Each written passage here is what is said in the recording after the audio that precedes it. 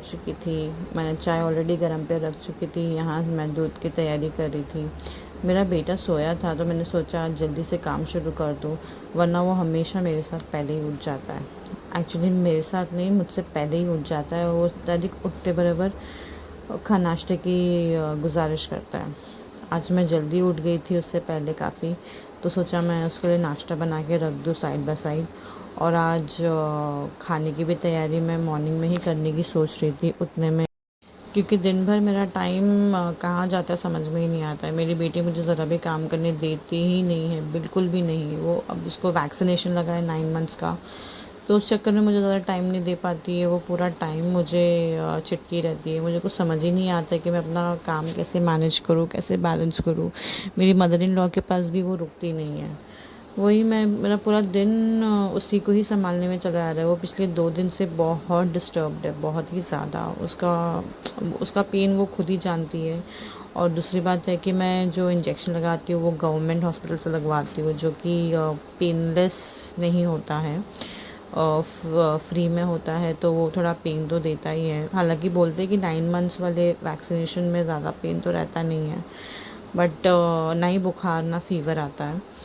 But you never know, एक uneasiness शायद body में उसको लग रहा था, जिसकी वजह से वो बहुत डिस्टर्ब थी। और वो इतनी डिस्टर्ब थी कि मुझे वो 1 सेकेंड के लिए भी साइड दूर होने दे ही नहीं रही थी। उसका ऐसा था कि जहाँ मैं हूँ वहीं मम्मा ने रहना चाहिए, वहाँ से हिलना नहीं है। तो उसको लेके बैठे रहो या उसको छोड़ो ही मत।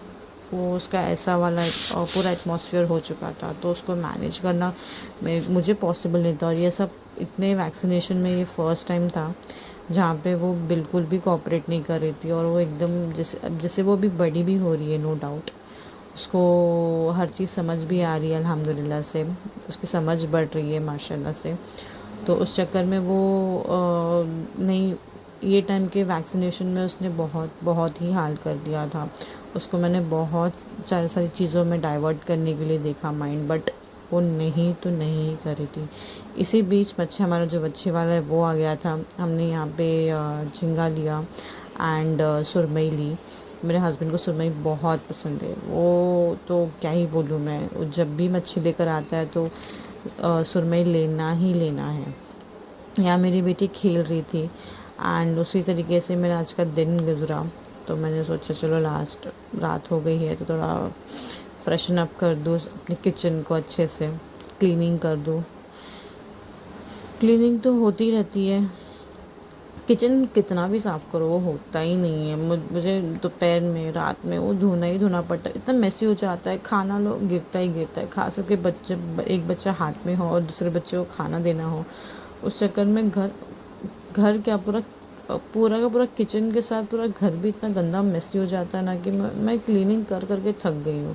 बट मेरे बच्चे उसे गंदा करके थके नहीं हैं। क्या ही बोलूँ मैं अपने बच्चों का।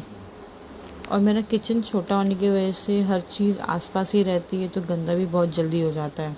कितना भी सारी चीज़ें मैं मैनेज करूँ, कुछ भी करूँ, वो कुछ ना कुछ लेने के चक्कर में कुछ गिर जाता है। मैनेजिंग बहुत डिफरेंट है। मैं सोचती हूँ जब मैं कोई एक नया घर लूँगी तो उसमें सबसे पहली चीज़ तो मैं किचन बढ़ा लूँगी। अभी आजकल हम बाहर बहुत सारे हमने कंस्ट्रक्शंस देखे हैं, फ्लैट्स देखे हैं, उसमें किचन भी इतने छोटे से होते, इतने कंजस्टेड होते हैं। अभी तो ऐसे हो गया है कि हॉल में ही किचन बना दिया है। मतलब क्या तुम स्पेस बचाने के चक्कर में हॉल में ही किचन डाल दोगे? मेरे तो समझ के ही बाहर है।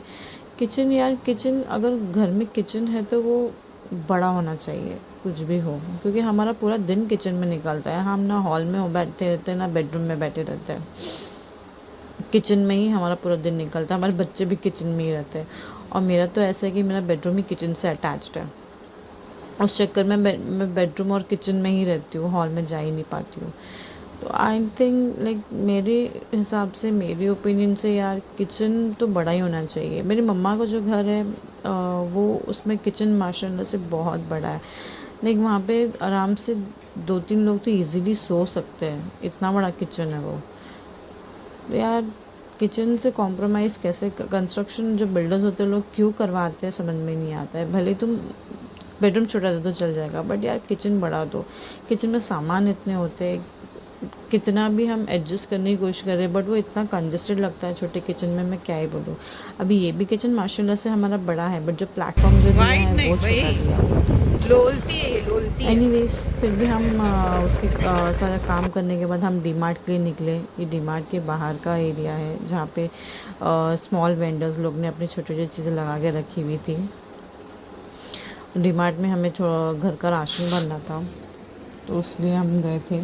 डीमार्ट में भी इतना रश था, स्टार्टिंग वीक था, मंथ जो स्टार्ट का वीक होता है मंथ का वो था, तो उस चक्कर में रश भी बहुत मिला। जैसे तैसे हम वहाँ से निकले। ये नेक्स्ट डे का वीडियो है जहाँ पे मैं अपनी फ्रेंड के भाई के वेडिंग में जा रही थी माटुंगा। और ये रहा वाशी स्टेशन। यहाँ पे आई डोंट नो क्या हो रहा था बट कुछ तो शायद डांसर्स लोग थे जो डांस कर रहे थे। ट्रेन में अल्हम्दुलिल्लाह से बैठने की जगह मिल गई। मेरी बेटी तो सो गई थी ट्रेन में। यहाँ वो मेरे फ्रेंड के साथ खेल रही है, उसने बहुत इन्जॉय किया खाना। आई होप आपको मेरा वीडियो अच्छा लगा होगा। अल्लाह हाफ़िज़, दुआ में याद रखना।